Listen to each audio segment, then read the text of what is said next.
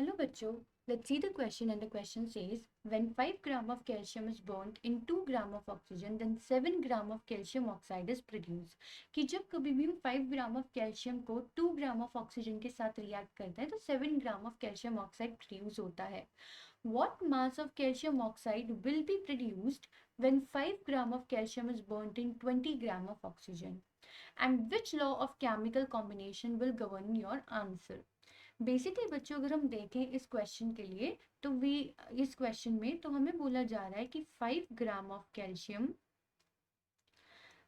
Burn with 2 gram of oxygen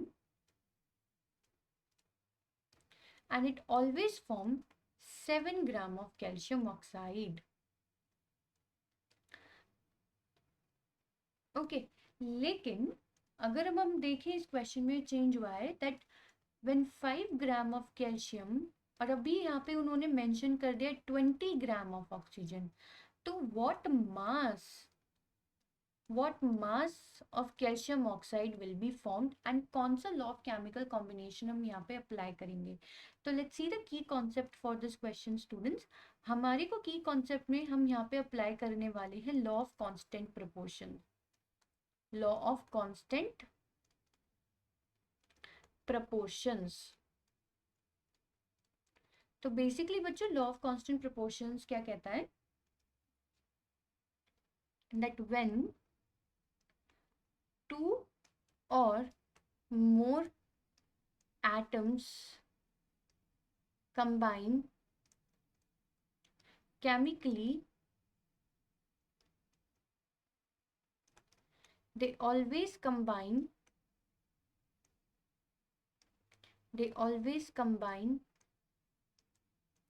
in a fixed proportion by mass।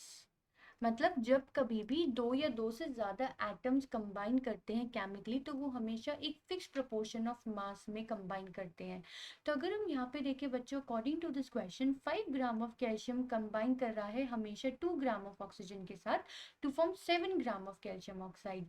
तो अभी भी बच्चों क्या होगा, बिकॉज वो प्रोपोर्शन हम कभी चेंज नहीं कर सकते हैं, तो out of 20 gram of oxygen only 2 gram of oxygen will be consumed,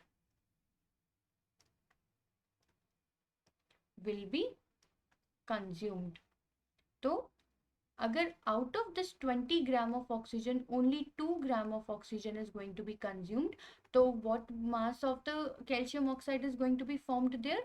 So it will be forming only and only 7 gram of calcium oxide. तो इस क्वेश्चन में हमसे पूछा गया था कि कितना mass of calcium oxide form होगा, तो कितना mass of calcium oxide form होगा 7 gram of calcium oxide.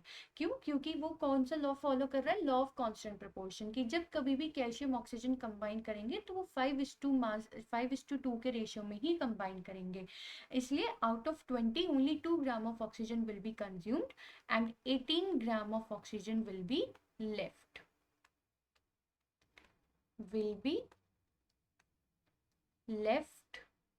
Unreacted, मतलब वो रिएक्ट ही नहीं करेगी।